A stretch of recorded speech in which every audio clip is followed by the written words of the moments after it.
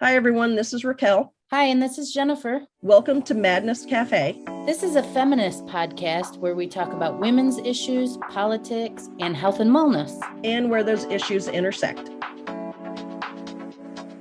Hey, everybody. Welcome back to Madness Cafe.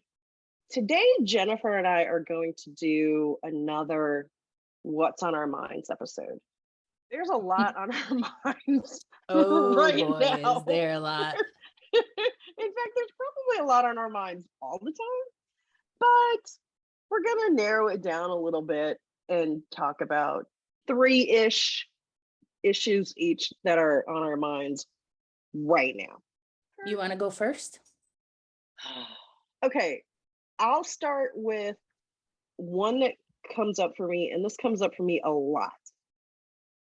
The cost of being single in our society. Oh, fuck yeah. Yeah, like our society is, we see it with single people all the time. Our society is built for married people.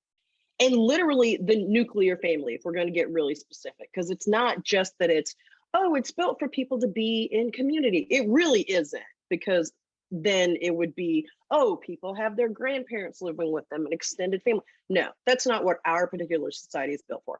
Our particular society is structured around married people. And it makes it so much more difficult for single people, regardless of how you're single, whether it's by choice, by circumstance, by divorce, by death of a spouse, whatever it is. Being a single person in this society right now is fucking hard. And it's not just, I don't have anybody to split bills and stuff with and expenses with. It's, I don't get tax breaks because I'm single. I don't get tax breaks because I don't have kids. In order for me to try to get ahead or save more money, I have to come up with multiple streams of income, which we all know is another phrase for second job, third job, grind, hustle, work your ass off. And as much as I would like to buck the system and see the whole thing of rest as resistance, yes, I would like to do that, but I don't have that luxury. Now I'm in this position. I make it sound like it's a new situation for me. It's not, but I'm in this situation where I'm having to come up with another stream of income to augment what I currently make. Because as much as I like my job and there's things about it that I like, and there are many perks to where I work, it doesn't pay as much as I would like. It doesn't pay as much as I want to make. I think I am worth way more than what I'm getting paid. As much as I could think about negotiating for a raise, it's just not going to happen where I am. A raise is just out of the question. Well, what comes to mind for me is, why don't you look for a new job? I don't think, and maybe this is a self-esteem or confidence issue. I don't see finding something in my skill set, which, to be fair, I have a varied skill set. My career has not been linear at all. And I think I'm being a bit generous in calling it a career, to be perfectly honest. I don't know what's out there that will take my actual professional experience along with my soft skills, which are pretty damn good. I have some soft skills that are pretty fucking amazing, but I don't see that out there in the world. Oh my God, Raquel. Unless I create it, and I don't know how to do that. I am so glad you brought this up, because this was not on my list, but this has been on my mind. You know, a while back we had Kara Batar on, and she was talking about Kundalini yoga, and I've been doing some practices. She put out a meditation the other day, and I did this meditation, and it was very unique. You take your hands like a bowl, and you scoop them into yourself, and then you Hmm. pour them out, and you scoop, and you do this for a long period of time. I forget the actual name of it, so forgive me, but the purpose of it was to recognize your limiting beliefs and those things that are holding you back. Oh, And so I started doing it, and all this stuff came up for me as I'm scooping up and I'm pouring it out. And the point is to realize that you have this limiting belief, and hopefully eventually to truly pour some of it out, to realize that it hmm, no longer serves you. hmm. I'm scooping away and I'm thinking of this stuff and I'm pouring it out. And somewhere in it, all of a sudden it occurred to me, I thought, why did you think it was okay to be underpaid? Oh, Same thing that wow. you're thinking, even Yeah, though I yeah, loved my job, loved yeah. it, I couldn't have asked for a job that I loved more, Right. right? I was able to create and do all the things that I love to do. But why? What is my limiting belief that says I don't deserve more? And then I'll come up Wow. with all kinds of things that are, my mind thinking about it. And my mind's like, okay, well, my job wasn't a real job. It was all these things people put together. So what's it really worth? I don't know. That's how I feel. Yep, I know. I have all these skills, but I'm not a dentist. A dentist knows what they make, but I'm not a dentist, right? Right, right. Same thing you were saying. But we are valuable. So I'm like, what is my limiting belief and I still haven't figured it out, but I'm just really glad that you brought this up, because then I talked to Wow. my therapist about it. I told her about the The meditation that practice. allows you to start thinking about this. And I think that this conversation that we are having is huge for everyone, but most Right. specifically women, because Yes. our work in the home has not been valued. And Right. that's where we started. And then we went out to these jobs, and like, we're doing jobs that aren't very well defined. We're fitting in and picking up pieces of things that other people aren't Yes. doing, right? Yes. And we don't see Yes. it as valuable because it doesn't have a real title. Right. The But we title that are I have, valuable because why did they ask you to do it? Why did they ask me to do it? Because right, they know right. we will do it. Well, and do it well. Exactly. So the question isn't, Wow. are you being underpaid? You know you are. Yeah. Oh, absolutely. Why don't you and I and every other person who's listening, because I know a lot of you have the same thing, Right. why don't we think we deserve to be paid as much as someone else? Right. Wow. I'm so glad you brought this up. 'Cause I have it Damn. too. That doesn't take away from your love of your job. And why don't we think a different job out there exists? It does. Other people have them. Why don't Yeah. we think it exists? Why don't I we think don't a know. job that we love, that pays us what we think we're worth? First of all, I don't even know what I'm worth, right? But if I could decipher that and I knew, Yeah. like, maybe I think I'm worth 120,000 a year. Yeah. Of course you are. I haven't made that in any I of have my not even jobs. gotten close. Okay, but I'm just throwing out numbers. Yeah. Yeah. Let's Yeah. say I say I'm worth 120,000 a year. Hmm. Why do I think that job doesn't exist? I work fucking hard. Yeah. It's a core belief issue. Damn. What's your number? What are you worth? I think I'm worth 120,000. I just made this up, but I'm starting to think, okay, I'm worth 120,000 a year. What are you worth? Yeah. At least that. 150? Yeah. Okay. What is our limiting belief? Because something in us says, well, I should be making 150, but I'll settle for 60. Well, I'll settle for it because my job doesn't really have a title, because I like it, because I like the people I'm working with. I do have to bring up, and I feel like I'm being a killjoy, but I feel like I have to bring up society and circumstance. Okay, bring it up. At least in my own situation. I'm not going to talk about anybody else's, but just for mine. I graduated from law school. I tried everything to get a job in the legal field. I mean, I did everything except take the bar exam, but you know what? That shit's expensive. And at that time, I didn't have it. I don't have the money now to take the bar exam. How much is You the bar know, exam to take?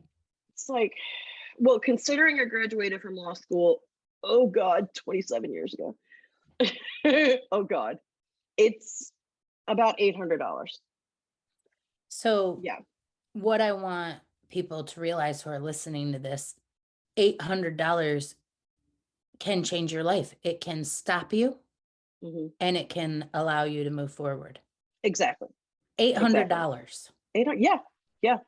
I sent out hundreds of resumes. I set up and went on informational interviews. I talked to people who knew people here in Atlanta that I could meet with. I mean, I did all the things, and Right. it just wasn't working. And literally at the time, and this has been kind of a through line in my life, was, you know what? I needed a job.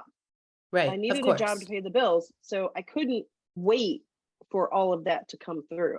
I had to get a job, Of and I course. had to get, at the time, whatever job I could get. Right. And that has continued throughout, because there hasn't been a safety net. There hasn't been, I'll move back home with my family, or I've got this money saved up, or whatever. And that, along with kind of running into that brick wall of, I there would be a lot of people who would say, well, you don't have what we're looking for, you don't have that particular skill, so you're not qualified. Then there were other people who would look at my resume and say, oh, you have your law degree, you're overqualified, we aren't going to hire you. So there was all of this, and I will be the first to admit, I internalized probably all that shit and more. Hmm. So yeah, there are limiting beliefs, but I didn't start out with these. At least not the ones I have right now. So you don't think the limiting beliefs are from childhood. You think they come from the trajectory of getting out into the real world and trying to find a fit. They Hmm. come from pounding the pavement and not getting results. Yeah, they come from life beating me down. And this is another thing where my ego took a hit. Like growing up, I mean, I was told all the time that I was the smart kid. I was the good kid. All these things were Hmm. expected of me. I was going to do all these things. I was going to conquer the world. And didn't happen. I don't know, Raquel, you have a podcast. You are conquering the world with an amazing Thank partner, I you. might add. Thank you. Yes, absolutely. The best partner. But okay, so you're taking a job that you have to take. It's not your favorite, but you're taking it. You graduated law school, you're taking that job. When you took that job, did you stop looking or did you keep looking? I kept looking. I kept looking. But I will admit, there have been times throughout the years where I just get tired and I stop. Oh, fuck yeah. I just feel beaten down and I stop. And maybe there's a little bit of that right now, because I will be honest, the other day I literally was just like, is this it? Is this all my professional life is meant to be? Is this it? Is this No, all? Yeah. Well, no, no. I know deep down, yes, I know, but I literally was just thinking, this is all I'm going to achieve professionally. Like looking at my job, which, people, please don't take this the wrong way. I'm not talking down about anybody, not talking down about anybody's job. It's just, it's me, it's my situation, it's where I thought my life was going to be. And it's that whole, it's part of that whole thing that we talked about with Tiffany in the grief Grief. episode. Yeah, It's grieving the loss of what you thought your life was going to be. I get it so much. And there's the frustration too of, fuck, I'm tired. There are certain things that I work really hard for. Like I work really hard for this podcast because I love it to my core. So excited, and I love what we are doing. And yes, I will work myself to the bone for this. But I'm also working myself to the bone for things that don't bring me this level of joy. Yep. And that is a tough pill to swallow. Yep. I know that pill. That was my pill when I was working in banking, and that's why I left. Yeah. That's why I was like, remember we talked about this in an episode where my boss was physically screaming at me, and I wanted to tell her to fuck off and get out of my face, but I Right. knew I couldn't. Yep. But I started looking for a job the very next day, and it didn't Yeah. take me very long. I did take a big pay cut. I chose to do that. Yeah. In the long run, if I had stayed in banking, I could probably make a lot more money than I was making. I think sometimes that's the whole worth thing. Like when I'm thinking about these jobs, like, I worked in grocery before I quit. I know I could go to a national grocer and make a lot more money, Right. but I would also be working a lot more hours and be a number instead of someone who was helping create things.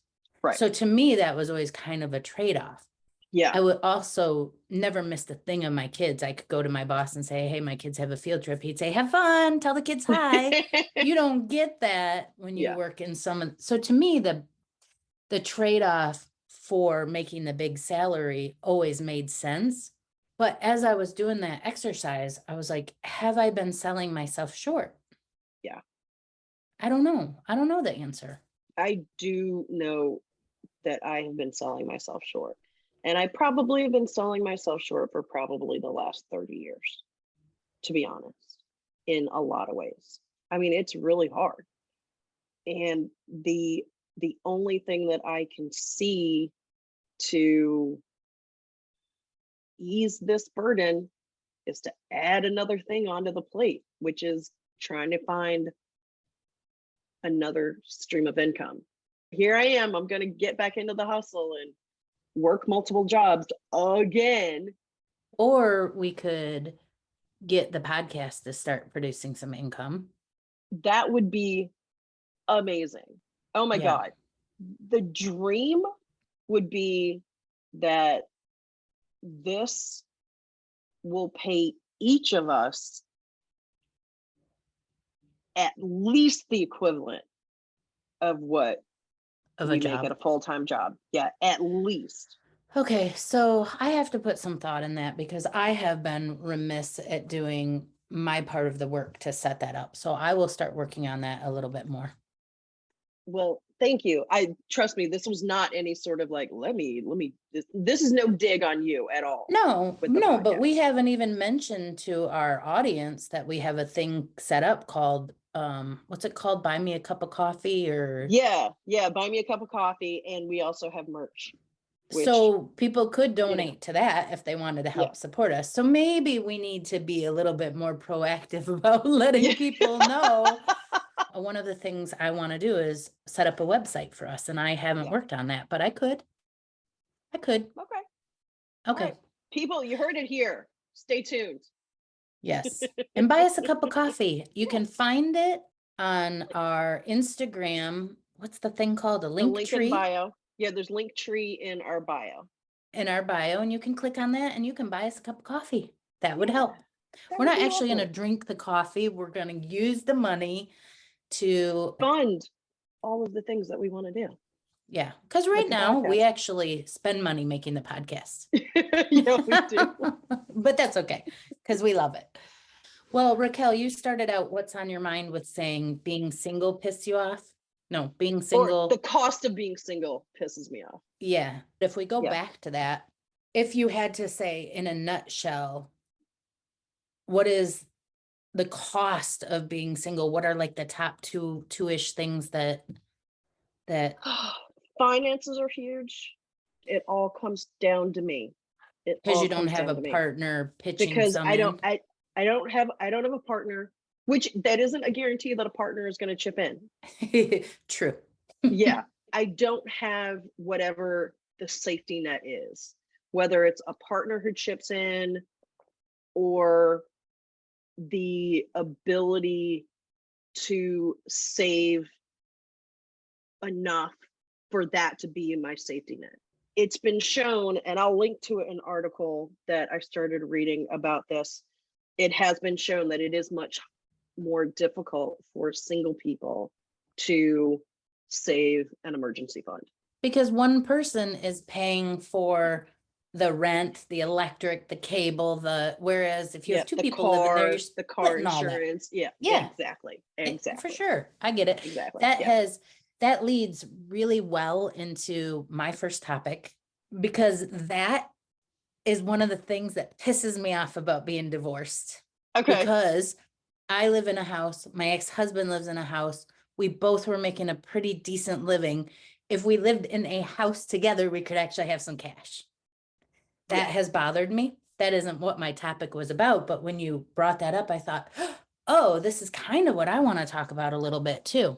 My thing that's been on my mind is about me being able to intellectualize something, Hmm. but then my feelings about something at the same time. When I think about divorce, and I got divorced 16 years ago, it was painful, etc. Went through all the, this is 16 Yeah. years ago. So it's kind of like at this point, it's kind of water under the bridge, right?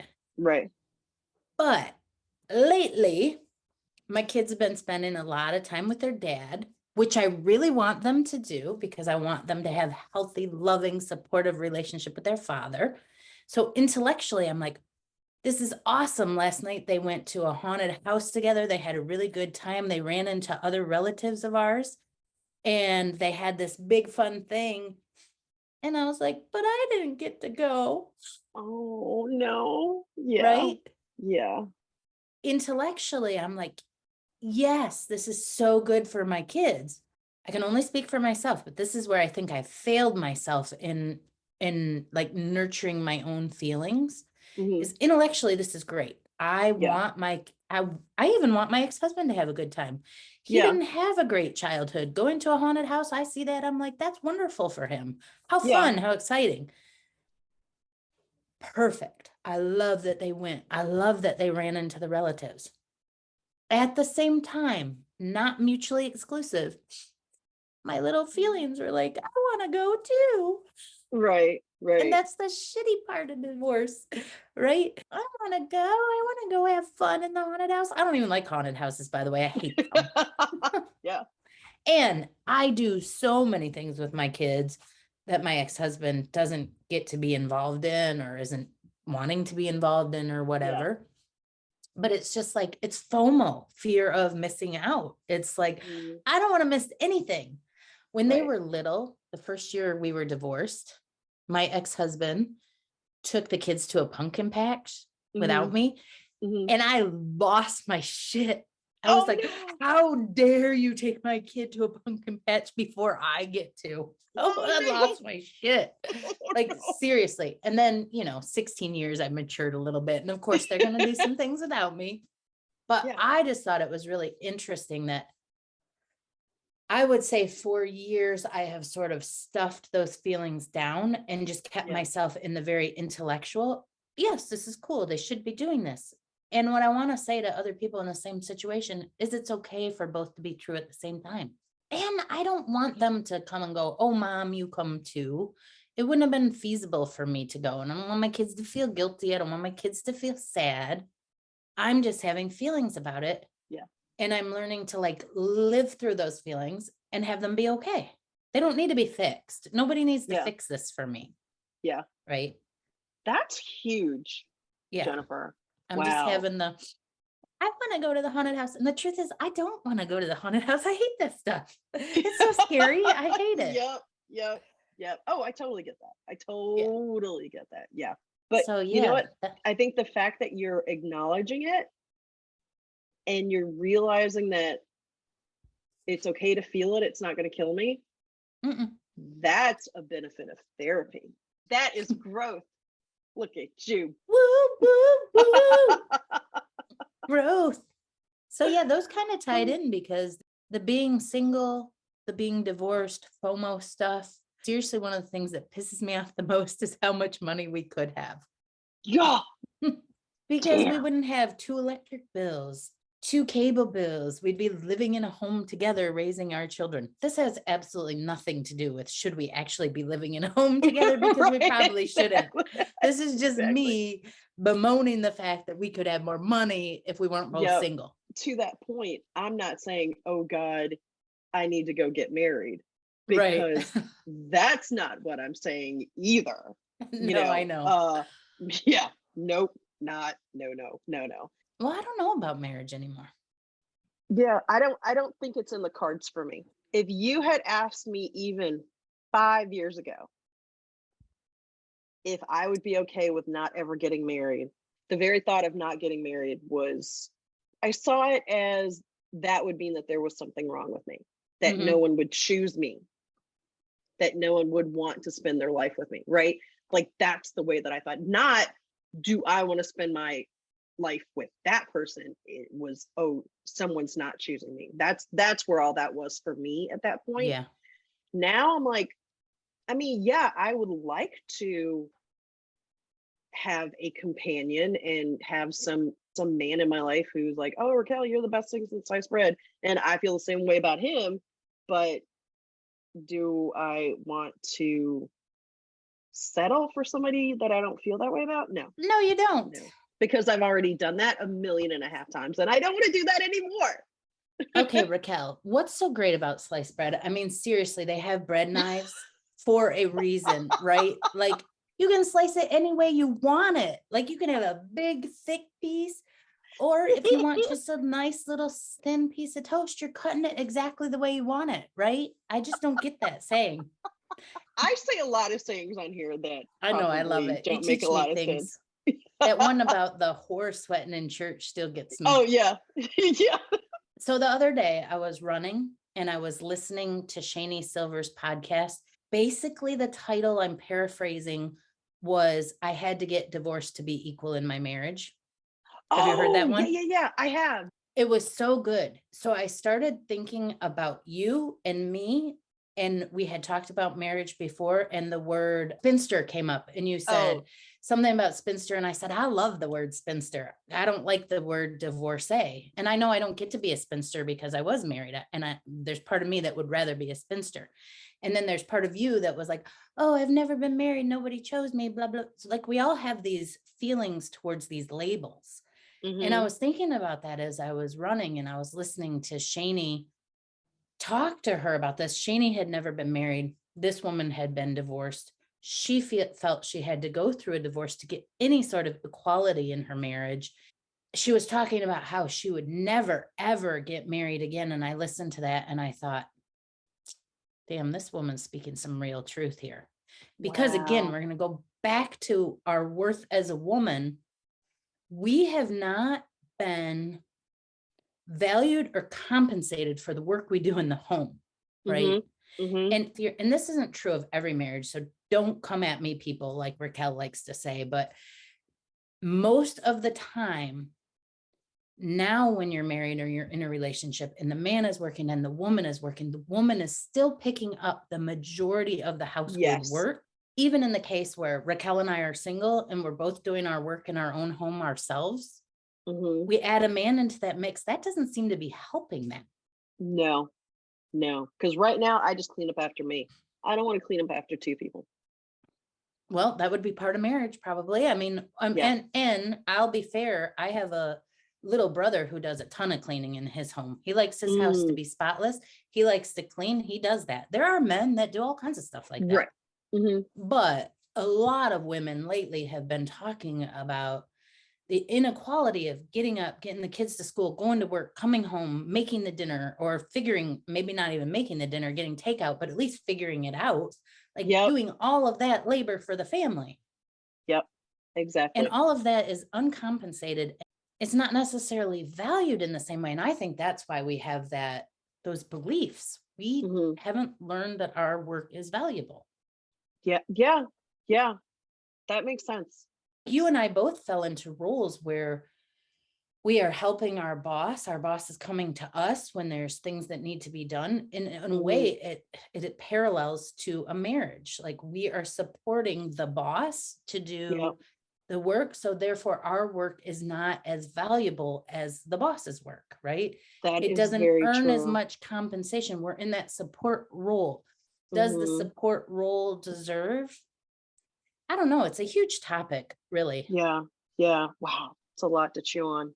And I'm not saying I should make what the owner of the company makes. I mean, I know that would be, it's not my company, but Right. I'm saying, did I devalue my work because it's a support role? Mm-hmm. Yeah. Yeah. I get that. That Or makes did I sense. not? Was I paid fairly? I don't actually even know the answer.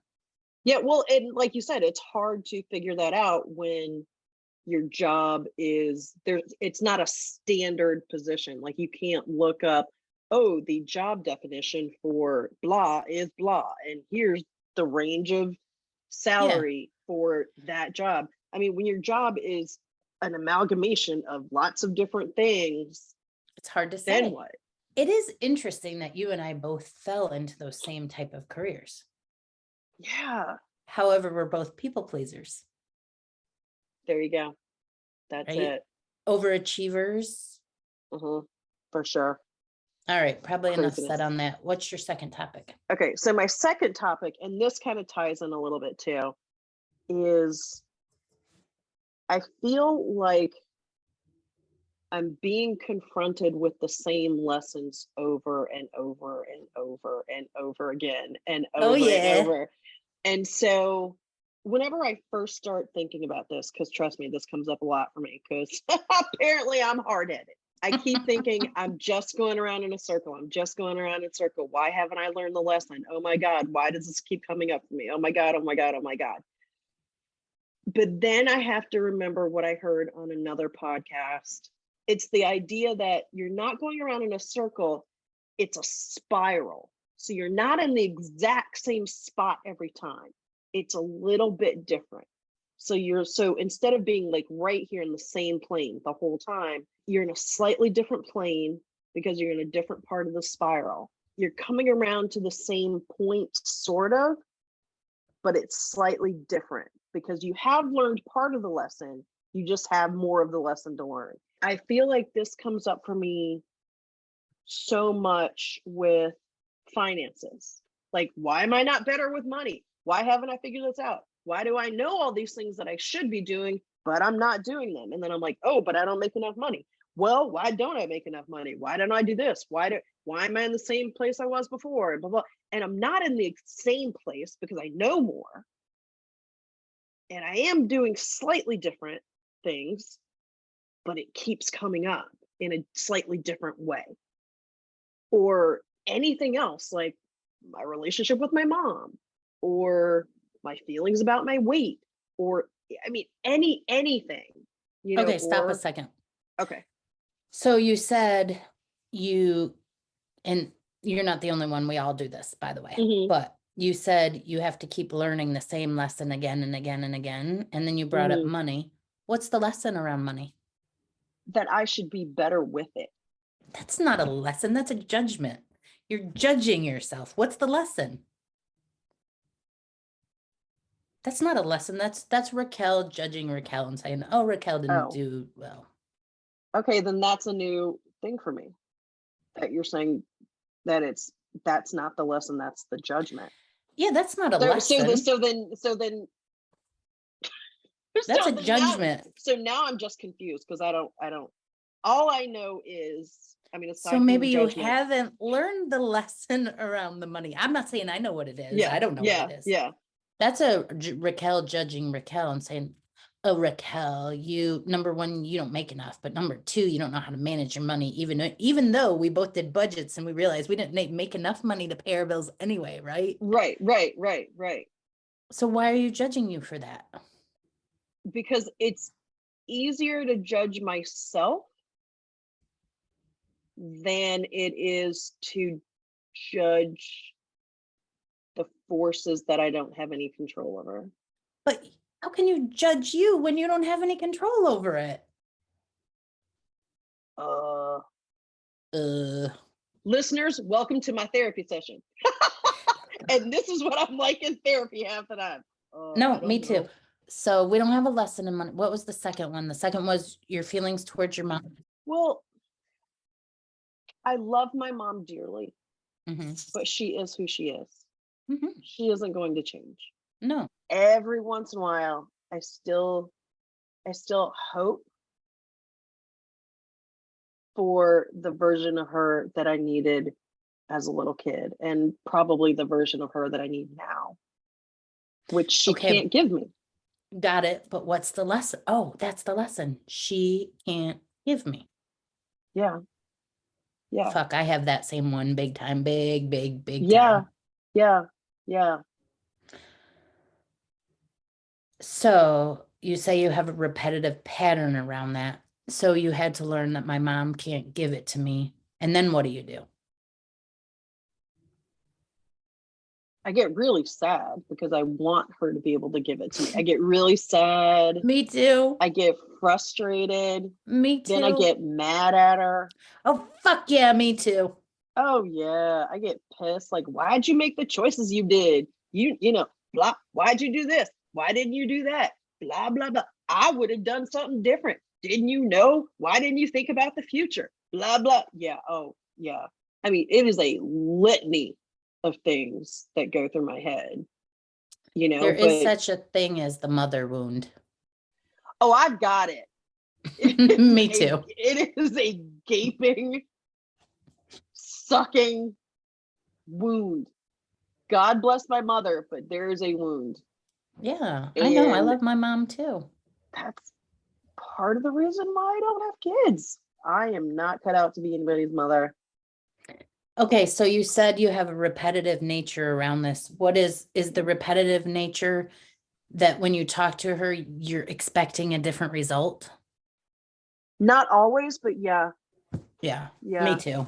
And then it hurts again when you don't and then get it yep, again. and it hurts again. Yeah. And then it's just like, come on, why do I fall for this every time? Yeah, I wish I knew the solution to this one, but I think it has something to do with reparenting ourselves. It's like what we were talking about with my ex-husband. When he takes the kids and they have a good time, that's what we want to have happen. But at the same point, I need to do something for myself, which is acknowledge my feelings. I Yeah. need to take care of myself. So I think it has to do with we go to our moms. I don't know what you're wanting, but what I'm wanting is this nurturing mother. Yes. And when it's not given back to me, then I'm mad again or I'm hurt again. And somehow what I've always done with that is I think I use anger. I block it out and I get mad and I get pissed instead of feeling like, we'll go back to this little Jenny. Oh, little Jenny is hurt. She's hurt because her mom didn't nurture her. Yeah. So then do I nurture her instead? Maybe that's what we have to do. I don't know. Yeah. Yeah, that makes sense. And for me, it's not just the nurturing part, it's the undergirding support that you're supposed to get from your family of origin. That net, right? They didn't give you a fucking safety net. Yeah, I didn't. Yes. I don't have that. And so I get really angry because I don't have that. And that has carried through. I don't have that now. I didn't have that then. And so it feeds into my anger, it feeds into my sadness, it feeds into the distress that I feel quite often as an adult, that I don't have that safety net. In an ideal world, your family of origin is supposed to provide for you. It also feeds then maybe it's jealousy that I feel, and not that I don't want other people to have these things. I mean, just being perfectly candid, yeah, there's some jealousy there that I didn't have that and that I don't have that. There's that extra level of pressure of if shit doesn't work out, Raquel's gonna be living in her car. It's that core wound, like you said, of holy fuck. And so the only thing that I can think of that can maybe not heal that, but can maybe, bandage it a little bit, is to make enough money to where I can create my own safety net. That's what I need, is to have that undergirding, that safety net that so many of us don't have. Yeah. Raquel. Yes. You've made it so far. True. You have. True. You fucking made it. Yeah. That is very true. You've made it so far. Yeah. Does it? Because this is something that I felt. Does it feel lonely because you don't have that safety net? You've made it so far, but you've made it on your fucking own. Yeah. Yeah, me too. I don't want people to hear this and think that I have no support whatsoever. My family does love me. The little bit that they can do from time to time, they do. It's not often, but when they can, they do. I'm not knocking that. I've always thankfully been surrounded by amazing people who have been a safety for me in a way. For instance, friends who let me live with them when I didn't have anything, so that I wasn't living in my car.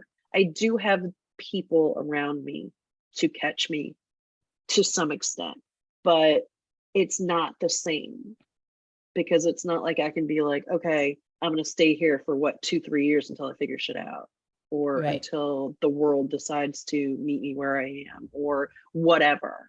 Yeah. And there's that streak that I have where I'm like, I don't want to have to rely on people.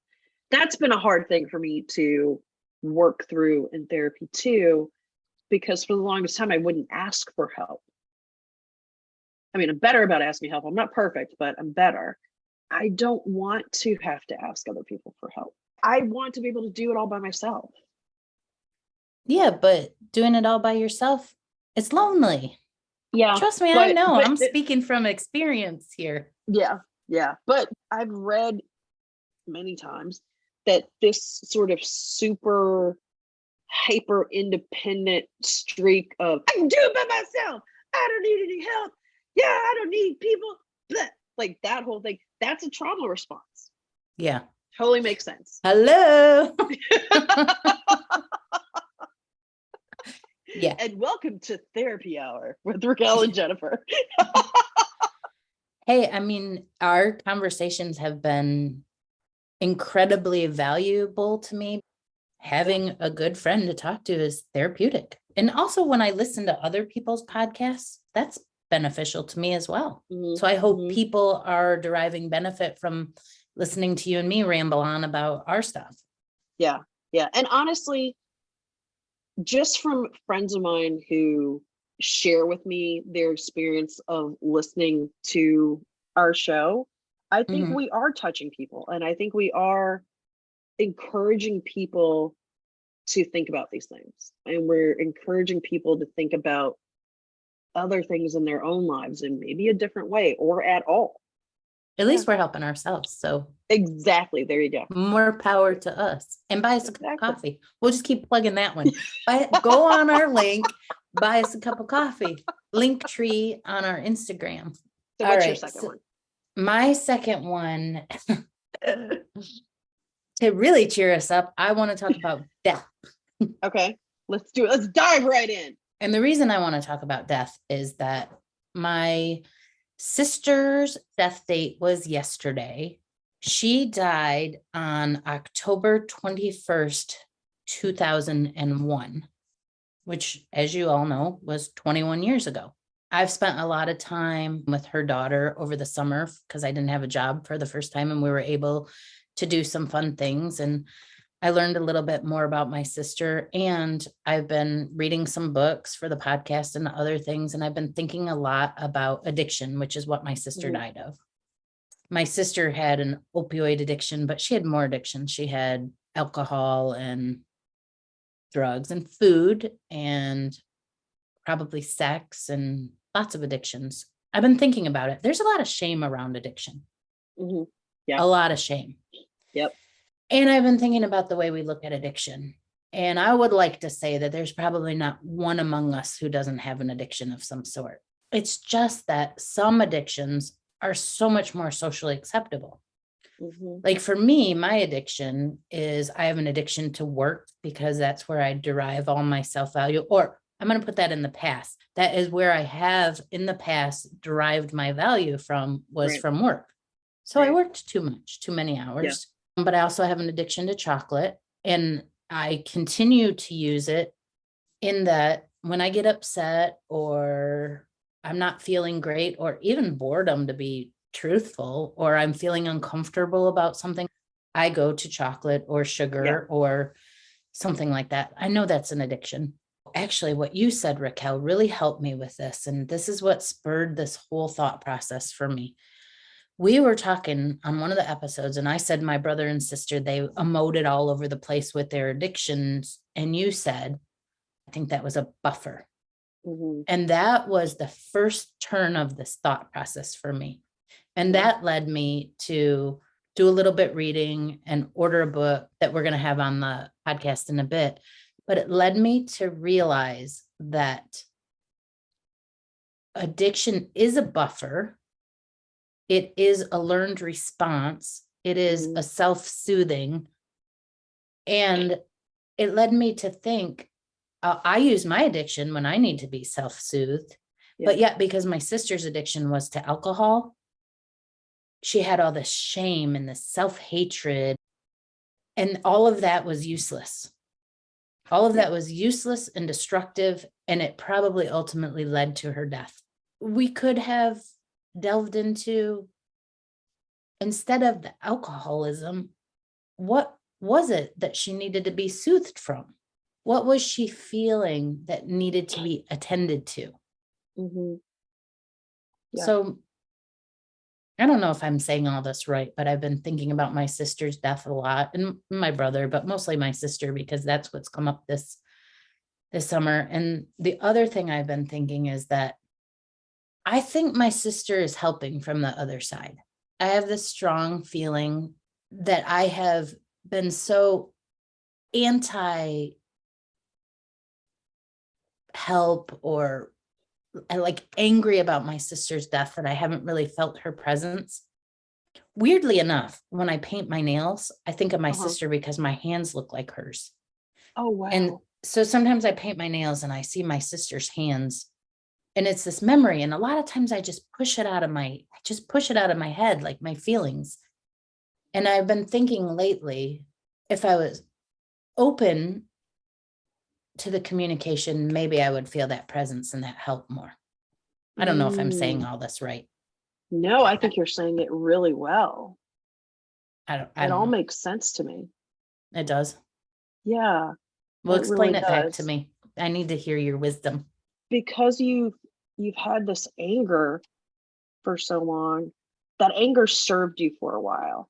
It allowed you to survive the grief and gave you a safe space to process your grief. And now that you are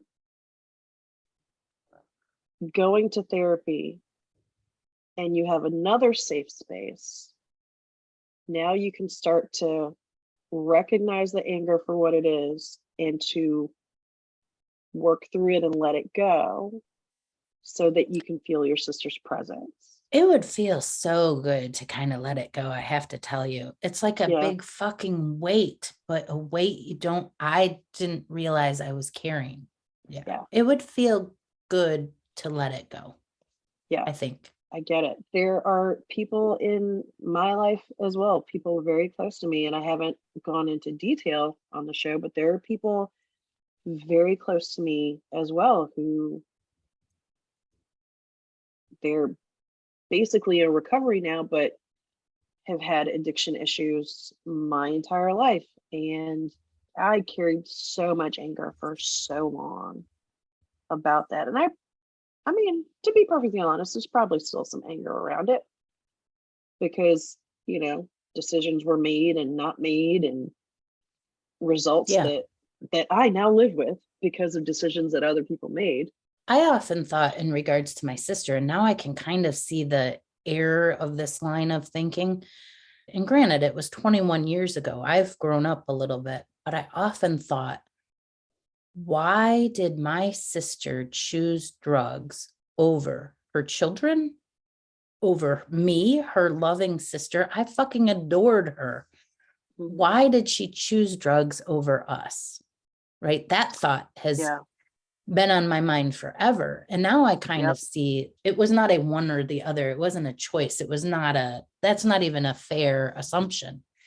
It was my sister, for whatever reason, was in a tremendous amount of pain. And she wasn't able to emote, as I was trying to say. Yeah. She had to have a buffer, as you told me. Yeah. And the buffer was a very mentally and physically addictive substance that allowed her to not feel the feelings. And she didn't go to work, didn't do the therapy. She didn't figure all that out. So ultimately she died. That wasn't a choice between her children and her drugs. It wasn't. Yeah. But that is what really has pissed me off for so long. Yeah. And being perfectly honest, I haven't gotten to where you are yet. I'm not there As yet far as, either. I'm well, flirting with these ideas. because I still have a lot of anger around the choice to take the drug in the first place. But it feels like a choice, doesn't it? It does. And maybe I'm wrong. Little me and adult me still see it as a choice. Okay, well, Because no one had a gun to my loved one's head saying, take this. I get that. But before I was aware that my workaholism and my chocolate addiction were actually addictions, right? And I Yeah. know you Yeah. can't compare chocolate to opioids. I get that. Right. But in a way you can, because the same not drugs, the same hormones can be released in our system. Yep. So if I compare myself, I go to work. That female boss I had, she yells at Yeah. me. I feel like shit. I have no power to yell back at her because I will get fired, right? Yeah. I have Yeah. no power. I have to bite my tongue. I have to shove those feelings down. And Yep. I'm a completely unaware being right now. I haven't done Yeah. any work on myself. So I go home and my body, my soul, my mind, it's all feeling this unworthy, unhappy. And Mhm. I don't have any way to process that. But my physical body knows that, my nervous system knows that if I eat chocolate, I will feel better. Yeah. So I reach for the chocolate and I eat the chocolate, and dopamine is released. That's what happens. Dopamine is Yeah. released into my system and I feel better. And I'm like, oh, I feel better. So I feel better. So I get more. So I have more chocolate. So I eat more. I also get the same result from going to work. I feel a tremendous sense of self-worth if I go to work. So if I'm at home and I'm going through a divorce, and I'll be honest, this is what happened. I worked my fucking ass off after I got divorced. I thought in my altruism, I was doing it to raise my family, to provide, but I was Mhm. doing it because my feelings of being not good enough, of being a divorcee, of being a failed person in a marriage needed to be offset by being a really good worker, about making money, about Mhm. being able to accomplish things. So I didn't feel the pain of my divorce. I was a workaholic. I Got it. didn't feel the pain of being yelled at my boss. I ate chocolate. All of it Mhm. releases the dopamine, right? Right. Right. But I was unconscious to that. Mhm. I now know because how many years have I been studying this shit? My Yeah. sister did not know. She Yeah. did whatever she did in her life. I suspect there was a certain amount of sexual abuse in our past, as I've talked Mhm. about. Right. So I'm pretty sure my sister was sexually assaulted as a child and raped by our stepfather, to put it bluntly. Mhm. I'm sure that happened, and probably again and again and again. Mhm. Like myself, my sister probably suppressed those feelings, shoved them down. Yep. But when they, for whatever reason, were triggered in her life, they're rising. Alcohol. This is water, Yeah. but alcohol. Yeah. Releases opioids. I feel better. I mean, not Yeah. opioids, dopamine. I feel Right. better. But she's unconscious to it. She doesn't Yeah. know that's what she's doing. And then the Yeah. mind and the body becomes physically addicted to that because that is her sense of relief. Right. No therapy, no work, no acknowledgement. It just gets worse and worse and worse. And what I'm saying, and what I wish for her had happened, is I wish that, like me, she became aware of it, still drank if she needed to. No harm and no foul. I eat chocolate when I need to, but now I Right. know why I'm eating chocolate. Yeah. Now I know why I'm doing it. And Yeah. eventually I hope to be able to release the need to do that. Yeah. I don't know. Is that No, whacked thinking? no, it is not at all.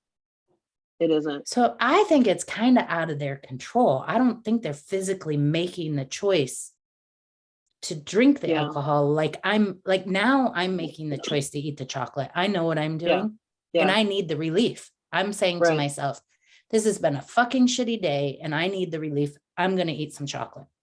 Right. Right. I'm Yeah, I making get that that. choice. I get It's that. in my control, although sometimes it doesn't feel like it is. At least I'm conscious to what I'm doing. To be fair, we're looking at their situation, or at least the beginnings of their addictions, with the eyes that we and the knowledge that we have now. You know, your sister, when her addiction started, we didn't know much of what we know now. I mean, I know it was only 21 years ago, but a lot has happened in 21 years. And my When sister my started loved one was started, when her addiction started, Jesus, that was 60 years ago, maybe. I mean, and they had no idea. they had no idea back then. My sister wasn't even 10 years old when she started drinking cough syrup out of the closet, right? So Yeah. I also think there's another component to that, in that, okay, there is what we just talked about, but I think there is also a physical component, like what drove my sister at under 10 to drink cough syrup where I would have never even considered to do that. Right. Like what in her body was drawn to that, whereas my body wasn't. Or what did she see that made her think, okay, yeah, let me go get this cough syrup. This will help. I think that she was raped as a young child. And I think that she was living in a household that there was alcohol available, and she probably saw adults do it. And so she did it too. I mean, everybody drank. Everybody drank. Yeah. It's a very complicated issue. And it's equally, if not more so, for those of us on the edge of it. Yeah. Who were affected, who weren't the actual users, but who were affected by it. And but what if my chocolate use was just as destructive? But it isn't. True. Okay, true. True. I mean, yes, addiction to sugar, addiction to chocolate. Yes, those things are addictions. Yes, I get it. There's a certain level of there's a certain loss of control. There's a certain self-harming that goes with it. The resulting harm to others hasn't been reached with the chocolate, or even with being a workaholic. That could be debated. Well, right. But it's when those addictions get to the point that they become destructive to the people around you. The part I always have trouble reconciling is, and this I don't know. Mm-hmm. You and I are very empathetic people. You and I are people pleasers. We try very hard not to hurt other human beings. Mm-hmm. So we think of things in those terms. Do you think, like my sister, for example, when she was to the point where her alcoholism was very destructive and was hurting her children, did she even have the capacity to realize that? I think in some people, yes, the capacity to realize that they're causing harm is there. The capacity to do anything about it at some point, like they've gone past that capacity to do anything. That's where it gets hurtful. I get caught up in, like, I don't know, just like a judgment, I guess. I judge that behavior. I don't like that behavior. I think, did I even know my sister? Just those kind of things. Those are the parts. Does anger come up when you're doing that? I've been so angry at my brother and sister for so long, I can't even tell you. I mean, their self-destruction part of it, the chaos in the house I grew up because of them. Now I can look at it and say, okay, it wasn't because of them. It was because of the way we were raised. And then that led to their addiction. But also, like, the fact that they fucking died and left me to take care of my mom by myself, that fucking pisses me off. Yeah. My mom is, she's dying of Alzheimer's. She's getting worse by the day. And I'm like, you fucking be here to change your diapers. God damn it. Yeah. I'm like, where the fuck are you? You better be helping from the other side. And I can't see that help. So I don't know if they're helping. Yeah. But you better fucking be helping from the other side. You better be doing something. Yeah. That's when I feel kind of abandoned by them in some regard. I'm supposed to live through the loss of my mother and father without them. Thanks, guys. Thanks. Thanks a I'm lot. so You're supposed to sorry. have your siblings with you when that happens, right? Yeah. Fuckers. Yeah, I still have some Yeah. anger to work out. It has been one of the banes of my existence. I've been trying to figure out addiction my whole life. Why my brother and sister? Why them? Why not me? I have cousins who are addicted. Yeah. Why does it run so deep in the family? Why do I not have it? All right, that was my topic. Your turn.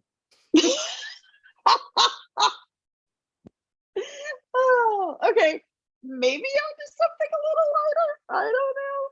My third one was gonna be different, but I'm gonna change it because I think my third one that I was gonna do is probably gonna be your third one. So I'm gonna choose a different one.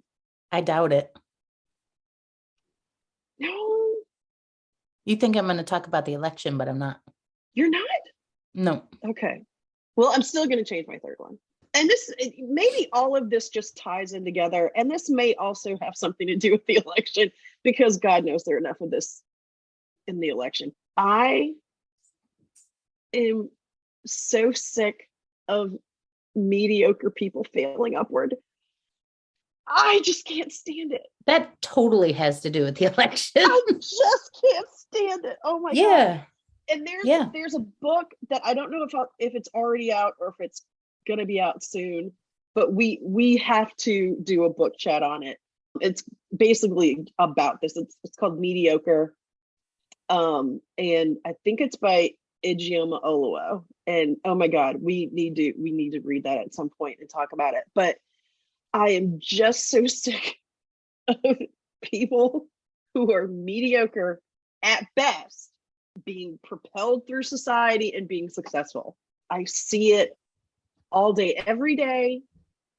I see it everywhere. It's like in that movie where the kid sees, I see dead people. I see mediocre people. Mm-hmm.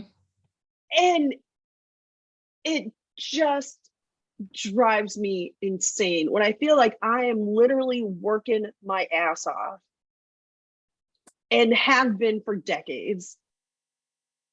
And where Raquel, why don't it you get a just better kills me. job? Yes, that is something for me to consider. I think we're Yes. right back to topic one. Yes. No, but I hear what you're saying. I don't Yeah. mean to say that short, but I think this has to do with self-worth again, because I agree Yeah. there are lots of mediocre people that make it, and there are lots of reasons for it. Because number one, what I see in the world when I hired people is because lots of mediocre people apply for jobs. And sometimes other people don't. Maybe I wouldn't be quite so upset about the whole rise of mediocrity if I weren't also mad at myself for not doing more. Not doing more, but doing differently and doing better. Yeah, doing more could just be, oh, get a second job, get a third job, get a fourth job, get a fifth job. You need a better job. But if I did better, I would have that job that utilizes all of my skills and all of my abilities, and then also pays you well. And I'm not judging because I have done the same thing. And it is a frightening thing to put yourself out there and to do it over and over and over and over again. Because I have done it. I have put myself out there before. But you're afraid now. I am. Yeah. You weren't before. We talked about this in another episode when we were talking about having your voice and your like punch. You had it and then you lost it. And I don't think I've quite gotten it back. At least not in that area of my life. It's coming. It's coming. Yeah. What I noticed in the work world when I hired lots of people, the majority of people who apply for jobs are white American male. And I'm talking about higher level jobs within the company that I worked for. I can't speak to all. And I would ask people, why didn't you apply for the job? And they would say things like, well, so-and-so worked here longer. So, and they would say, well, I didn't think I had a shot. Why not? We very rarely had women apply. We very rarely had people of color apply. And then I said to our company, we need to look at that too. Like, why aren't we drawing in diverse applicants? And some of that was redoing some job descriptions and things like that, because we always put in our job descriptions, like the ideal candidate will have 10 years experience. Well, a white male will apply for that job when they have 5 years experience, but a woman and a person of color will not unless they have the 10 years that job is asking for. Right. Yep, That's why mediocre right. rises, because, and I'm not saying every white male is mediocre, but what I'm saying is they're willing to accept that they could do things that may be a little bit more out of their comfort zone. Yeah. They're like, well, I don't quite have the experience, but I think I can do the job. So I'm going to apply and at least go to the interview and find out about it. Right. Okay. Whereas we are more likely to be like, well, I don't have what they're looking for. I'm not even going to go to the interview. Why not? Yeah. The interview is a two-way process. It's for you to see. It's just like this dating. It's not to see if they're going to hire you. That's part of it. But the other half is to see, would you even want to work there? Yeah. Would you even want this job? Yeah, that's a good point. Have you ever felt like that?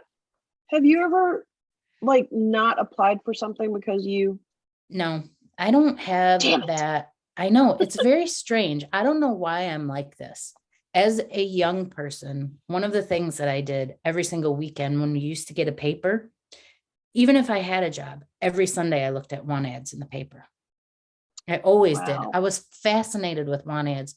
I would always read them and I would be like, I think I could do that job. I think I could. And I have applied to many jobs and not even gotten an interview where I wrote some crazy letter where I would say, I've never done this, but I think because I have I could do it. And, sometimes they don't respond at all, but sometimes they do. I have had a confidence level in jobs that I have not had in relationships. In fact, my therapist and I just talked about this week. She said to me, your homework is to figure out how to be as, she didn't use the word airy, but it felt airy to me. She said, how to be as creative and open and flowing about relationships as you have been with jobs. That's just the belief of, I could do this. I can do this. I've always had that belief. And that's why I'm saying, I think it's a limiting belief with you. And mine is around pay. I probably didn't get paid enough, but I was never afraid to apply. Well, the reason I read the want ads is because I was like, what kind of jobs are there out there? I was always like, what do people do? And I would read them with like fascination, like, oh, somebody does that as a job. That's what their life is. And so if it seemed interesting to me, I'd apply for it. Think, oh, I could see myself doing that, because I didn't grow up with like, I wasn't like you in that I knew I wanted to be a lawyer, or I knew I wanted to be a doctor, or my niece Chelsea knew from the minute she was born, she wanted to be a teacher. I never had anything like that. Right. So I was always like, can I picture myself doing this job? So I would read those want ads and I was like, oh, I could see myself. I could do that. I could do that. Yeah.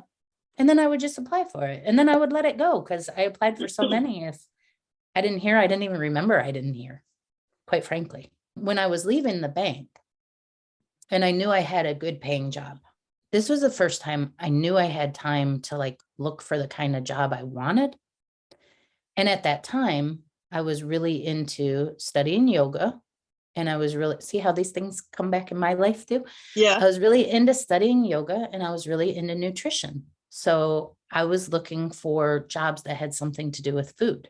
And a friend of mine, their fiance worked at the grocery store that I eventually ended up working for. And they said, oh, they're hiring. Let me take your application in. And so I went and I checked it out. And I swear the minute I walked in, I wanted to work there. I don't know. I think it's about being able to picture yourself doing that job. Can you picture yourself? And does it look different than you thought your life would look? Of course it does. One of the things I learned from reading the want ads, they don't have them anymore, but they were fun, is that there are so many jobs you never even considered. Like there's so many things that people do. Right. And why couldn't you do it? I don't know why I've had that, but my therapist said, it just clicked. I need to be able to picture myself in the relationship that I want. And I haven't been able to do that because I keep saying, I don't think that guy exists. I don't think that man exists. I haven't been able to picture it. Maybe that's part of it for me. I could always picture myself as a doctor. I could always picture myself as a lawyer. I don't know what to picture myself as anymore. I think we just figured it out. And even in my current job, like, I don't know what the next step is for me at this Do you job. see yourself there for 10 years? Oh, hell no, you don't. No, I don't even know what the next step would be that would keep me there for 10 years. Okay, so it doesn't exist there. Is that really the case, or it's just that I don't have the imagination? Have you to picture ever said to your boss, hey, could we talk about my career pathing? Because that's things Yeah. that people used to come to me at work and they'd say, I really want to move up in the organization. What do I need to do? They would come to me and I would ask them a lot of questions, a lot about where do you see yourself? What are you passionate about? What brings your heart joy when you're here at work? And then I would talk about the different steps that could get them to where they wanted to go. That conversation, I've had a version of that conversation, but it didn't go nearly the way that you're talking about. That's because I was good at my job, right? I was good at that. I was good at the job of growing other people. That's why I was a good manager. Yeah, and that's not. But Raquel, you don't need her. You can do that for yourself. So you sit down and the first thing you think about, and what I would tell my people to think about is when you're at work or any work, what are those things that brought you joy when you were doing them? What are the things that like sparked your like, what are the thing that you talked about this in the podcast that you would do the podcast even if you weren't getting paid to do it, which is what we're doing. So buy us a cup of coffee. But I love to put a good joke in there. You know those days when you jump out of bed and you want to go to work? What do those days look like? Okay, I've had that. You can have that too. We can also have it in a relationship with a man. We haven't visioned it yet. This is all coming together. I know what my therapist was talking about now. This is an example of the highest ideal that I think we both have for the podcast is that in the conversation that we have, it makes something click for somebody else. And right now, us having this conversation is making things click for me. I want to thank you sincerely. And me too. It just made it click for me too. Yeah. So the fact that you are so honest and open and candid with all of this is helping me to see the things that are on my mind, the things that weigh on me. It's helping me to see these things in a different way that I didn't see when we started the podcast. Like this particular episode, when we hit record today. Me neither. I heard what my therapist said, but it didn't click till you and I were talking it through. And I'll probably forget tomorrow again. So you'll have to remind me because that's how this stuff works. And you and I off the podcast or even on it could have a career pathing discussion if you want, because that's what I do. I know how to do that. Oh my God. I think we totally need to do that. I think that needs to be a discussion. All right. My final topic. I'm going to a concert tonight. Woohoo! I'm going to see Hotel Fiction in Detroit. This is my cousin's daughter who is playing with her band. I've never heard them play. And it's an all ages show. So I'm taking my two daughters and it just feels like family. We don't know her. I met her. I think I met her once. We should know her. What's wrong with families? But my daughter, Olivia, as you all know, she does upcycled clothing and it's a secret. She created a jacket for my cousin's daughter, whose name is Jade, to wear. And it has her Hotel Fiction on the back of it. She went on Photoshop, blew up their name, cut out the letters in the way that they do it, and then she sewed it onto a jacket. And then That she is so kind of cool. figured out her style and tried to create something that she likes. So hopefully she really likes it. So we're going to take that Awesome. tonight. And yeah, Awesome. that's my final topic. That is awesome. And I just Yeah. have to give a plug for Olivia because I've seen a lot of her stuff and that girl is amazingly talented. Well, I feel like we've come completely weirdly full circle. I think I've not come full circle because I feel better than I did when we started. Not that I was like, you know, in a bad mood or anything, but I was feeling a little low when we started. I feel uplifted. I feel, you know, thank you. Seriously. And I thank you for that because we've, you know, we often say at the end of episodes, thanks for the therapy. But seriously, I really do feel like I've had some breakthroughs today. Good. And Me too. And that is due in great part to you and to talking to you. So thank you, Jennifer. I appreciate that. Thank you for Thank being you, a safe Raquel. space for me. Thank you, Raquel. You're quite welcome. Bye. Bye, Jennifer. Thanks everyone for listening today. We will be back with more Madness Cafe next week. You can find us on Instagram at Madness Cafe Podcast or email us at madnesscafepodcast@gmail.com. Bye.